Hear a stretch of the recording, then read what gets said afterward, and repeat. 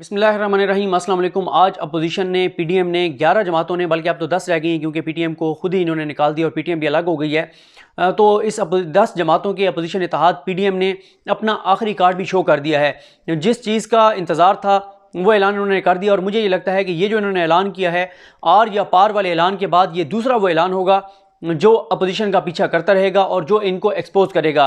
जी बिल्कुल, आज पीडीएम ने ऐलान कर दिया है कि जनवरी के आखिरी हफ्ते में लॉन्ग मार्च होगा इस्लामाबाद की तरफ और अब काउंटडाउन शुरू है, उल्टी गिनती शुरू हो चुकी है, 47 रोज़ बाकी हैं।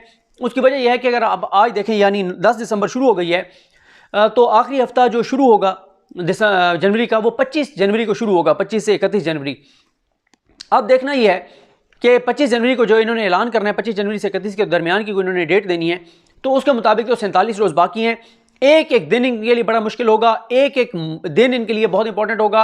उसकी रीज़न ये है कि लॉन्ग मार्च ऐसे नहीं हो जाते, बहुत तगोदो करनी पड़ती है, बहुत काम करना पड़ता है, फ़ंड इकट्ठे करने पड़ते हैं, गाड़ियाँ किराए पर लेनी पड़ती हैं, लोग तैयार करने पड़ते हैं। और बल्कि कल खड़े थे हम उसमें कोर्ट में जब जस्टिस शौकत अजीज़ सिद्दीकी साहब का केस था, वहाँ खड़े हुए एक वकील साहब हैं, उनके साथ एक होते हैं उनके एसोसिएट तो वकील ही होता है, यानी उनके साथ मुझे नहीं पता उसको क्या वो नाम देते हैं क्योंकि वो आम तौर पे तो मुंशी कहते हैं, लेकिन कि वकील का ये मुंशी है, लेकिन मतलब उसके साथ होते हैं जिन्होंने को फाइलें वगैरह उठाई हुई होती हैं। लेकिन मैं कुछ और कोई लफ्ज़ सोच रहा था लेकिन मुझे नहीं मिल रहा, तो मैंने वही आम फहम जो लफ्ज़ इस्तेमाल किया जाता है वो आपको बता दिया। तो उन्होंने कल बड़ी इंटरेस्टिंग बात बताई। कहते हैं जब भी ये कोई जलसे होते हैं ना तो बहुत सारे लोगों की जो है ना वो बड़ी मौज हो जाती है। मैंने कहा कैसे? कहता है दिहाड़ी पे मिलते हैं लोग और मुख्तलिफ रेट्स पर मिलते हैं। मैंने कहा मुख्तलिफ रेट्स पर क्या मुराद? कहता है कुछ होते हैं जो जलसे के आगे नाचने के लिए हों, उनका रेट ज़्यादा होता है। कुछ होता है वो जो कहता है वो उसने तो खैर करके भी दिखाया, कहता है वो जो सांप की तरह आगे वो लेट के और डांस कर रहे होते हैं, कहता है उनका रेट उससे भी ज़्यादा होता है। और उसने कहा नारे लगाने वालों का भी रेट होता है, वहाँ जलसे में बैठने वालों का भी रेट होता है, धरने में जाने वालों का भी रेट होता है। तो ये ज़रूर हो सकता है कि इस तरह के बहुत सारे लोगों का रोज़गार खुल जाए और उनको फ़ायदा हो जाए, लेकिन ये मुझे इतना आसान नहीं लग रहा। उसकी वजह यह है कि इनको फंडिंग तो हो रही है, पैसा तो इनके पास आ रहा है, लेकिन ये वो पैसा खुद रखने के चक्कर में होते हैं, नीचे वो पैसे नहीं देते, वो पैसे नीचे ट्रांसफ़र नहीं करते। तो इसलिए मुझे तो बहुत ही ज़्यादा मुश्किल लग रहा है कि ये ज़्यादा लोग लाने में कामयाब हों। और एक बात ध्यान में रखिए कि अभी तक हुकूमत ने एक मरतबा भी सही तौर पर इनके किसी जलसे को, इनके किसी एहतजाज को नहीं रोका। और अगर हुकूमत ने रोका इनके धरने को, इनके लॉन्ग मार्च को, तो फिर आप देखिएगा कि ये भागते कैसे हैं। अभी तक एक भी पुलिस के ज़रिए इनको ना गिरफ्तारी की गई है ना रोका गया है। वो जो गिरफ्तारी ये की वो भी बाद में उन पे उनकी सरजनिश हुई, जिन्होंने गिलानी साहब के बेटे को गिरफ्तार किया था कि आपने खामखा में इनको हाइप दे दी है। लेकिन जब गिरफ्तारियों का फैसला होगा तो फिर मैं आपको अक्सर ये वीडियोज़ में याद दिलाता रहता हूँ कि ये वही पंजाब हुकूमत है जिसकी ट्रेनिंग शहबाज शरीफ खुद करके गए हैं। शहबाज शरीफ की कराई गई ट्रेनिंग जब नून लीग वालों पर ही पुलिस वाले आजमाएंगे तो फिर आप तसल्ली रखें कि एक बंदा भी इनका नहीं निकलेगा। और ये सारे जो आपको ट्विटर पर नज़र आते हैं और ट्विटर पे आपको इस्तीफे देते हुए नज़र आ रहे हैं, इनमें से एक भी आपको कहीं पे भी ग्राउंड पर नज़र नहीं आएगा। तो बहरहाल काउंटडाउन शुरू है, दिन गिनते चले जाएँ, हम रोज़ाना अपनी वीडियोज़ में याद दिलाते चले जाएंगे कि कितने दिन बाकी हैं। 47 रोज़ आज से बाकी हैं, कल से हम एक एक दिन कम करते चले जाएंगे। अब आते हैं इमरान खान के एक बयान को लेकर, और उस पर तासुर ये दिया जा रहा है कि इमरान खान घबरा गए हैं, इमरान खान परेशान हैं और वो अपोजिशन को दावत दे रहे हैं मुज़ाकरात की। ऐसा बिल्कुल नहीं है। इमरान खान बहुत क्लियर हैं, वो कहते हैं कि जी बिल्कुल आएँ, नेशनल डायलॉग कर रहे हैं करें, अवामी इशूज़ पर बात करनी है करें, केसेस पे बात नहीं होगी, नैब पे बात नहीं होगी। और अपोजिशन का सारा मसला ही नैब है, उनका सारा मसला ही केसेस हैं।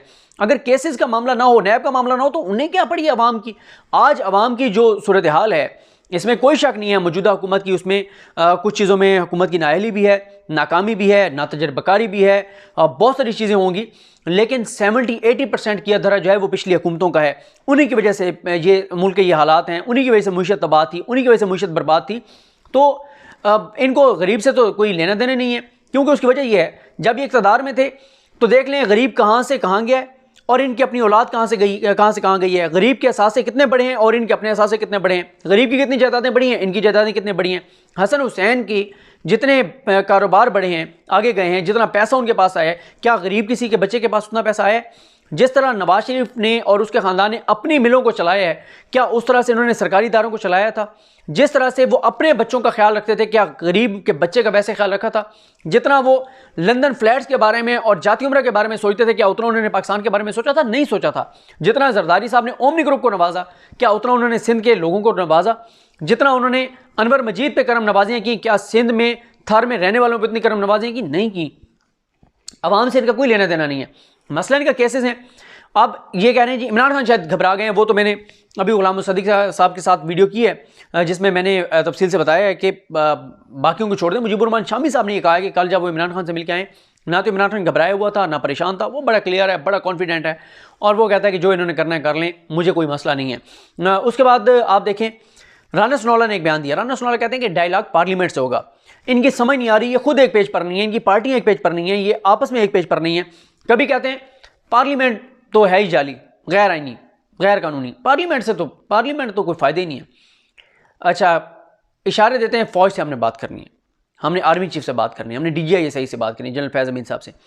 जब फिर ये काउंटर क्वेश्चन होता है, जब इन पर तनकीद बढ़ती है कि आप तो कहते हैं कि फ़ौज की मुदाखलत खत्म होनी चाहिए, आप तो कहते हैं सिविल सुप्रीमेसी, अब आप खुद कह रहे हैं कि फ़ौज मुदाखलत करे और हम फ़ौज से बात करेंगे। फिर कहते हैं नहीं हम पार्लियामेंट से बात करेंगे। भाई पार्लियामेंट में आप अपनी दीवारों से तो बात नहीं करनी ना, ठीक है? या चाचा बख्शू वो जो बाहर पकोड़े बनाता है, उससे तो वो जो बाहर पार्किंग वाली कैंटीन है बख्शू चाचा, बड़े अच्छे वो वैसे पकोड़े बनाते हैं और चाय भी उनकी अच्छी होती है। मैं तो कैफेटेरिया की बजाय वहाँ से चाय पीता हूँ, क्योंकि वो जो हमारी आम तौर पे हम होटलों से पीते हैं ज़रा उस तरह की होती है। अंदर तो वो जिसको आप टी बैग वाली या वो तावीज़ वाली चाय कहते हैं वो क्या होती है, तो चाय के शौकीन लोग आपको पता है वो दूसरी ज़रा कड़क चाय पसंद करते हैं। तो वो बख्शू चाचे से तो नहीं आपने जाके मुज़ाकरात करने ना, आपने उनसे तो जाके बात नहीं करनी है। वो जो पार्किंग वाले खड़े होते हैं उनसे तो बात नहीं करनी, या दीवारों से तो आपने बात नहीं करनी। और भाई आप बात पार्लियामेंट से मुराद यही है ना कि आप पार्लियामेंट में जाएंगे तो हुकूमत से ही आपकी बात होगी ना। फिर आप कहते हैं हुकूमत से बात नहीं करनी, उनसे बात करनी है।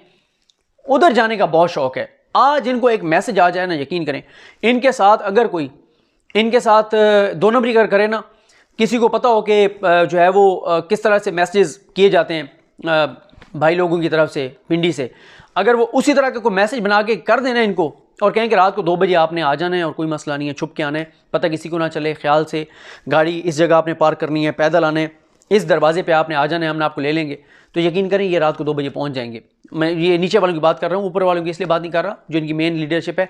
ज़ाहिर है इन्होंने आगे बंदे रखे होते हैं, लेकिन एक दूसरा इसका पहलू ये भी है कि इनको तजर्बा है उधर आने जाने का। ये आज तक तो उधर आते जाते रहे हैं तो शायद, लेकिन ये है कि ये इस वक्त बस इनका यही है कि किसी तरह से फ़ौज से पैगाम आ जाए, मैसेज आ जाए और कह दिया जाए कि जी आपकी सुनी गई है, आपकी दुआ कबूल हो गई है, आपकी मुराद पूरी हो गई है, आप जाएँ किसी दरबार पर देगें शेगें दें, आपकी मुलाकात तय है, आप तशरीफ़ लाइए, आपके साथ बात की जाएगी और इसी में ये खुश हो जाएंगे। बस वहाँ पे ये जाते हैं तो वहाँ पे ये कहते हैं डाइट पीनी है। वो जो ये खाना एक था ना जिस पे बाद में फिर खबरें सारी बाहर आ गई थी कि जाके उन्होंने वहाँ पे आर्मी चीफ के साथ खाना खाया था, वहाँ पे गए थे मीटिंग के लिए, उसके बाद इनको वहाँ पे खाना भी खिलाया गया था।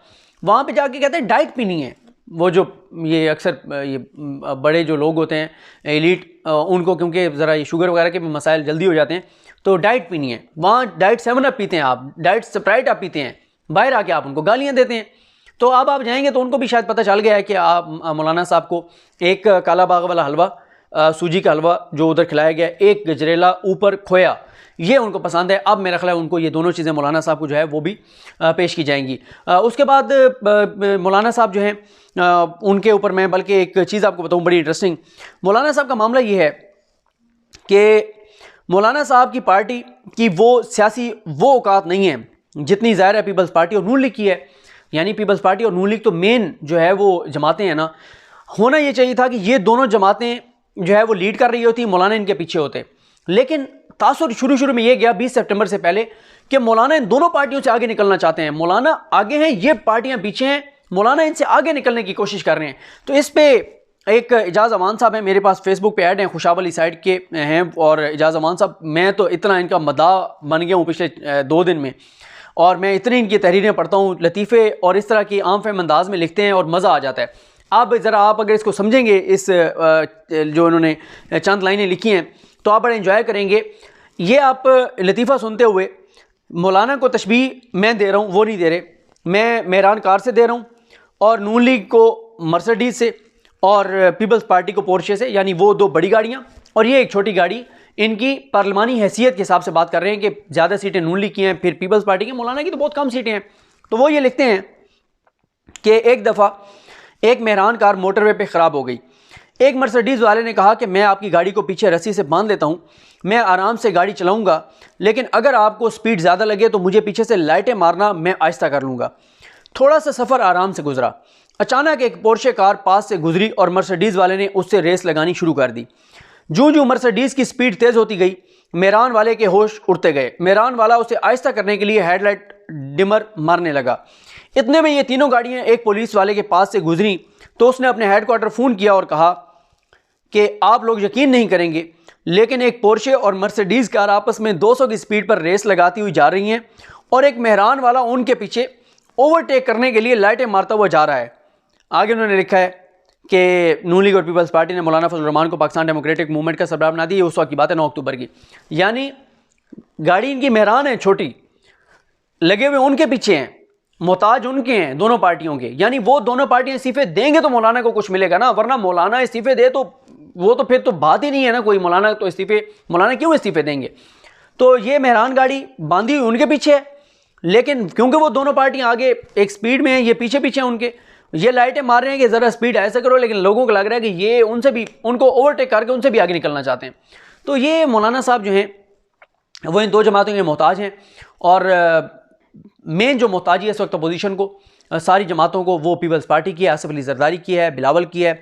और बिलावल और आसिफ अली जरदारी बिल्कुल नहीं मान रहे कि हमने ये काम करना है। और एक और बात आप जहन में रखें कि ये जो आज ऐलान किया गया है इसका लॉन्ग मार्च का, ये ऐलान मेन लीडरशिप ने नहीं किया, ये इफ्तिखार हुसैन साहब से कराया इन्होंने, जो पीडीएम के तर्जमान हैं।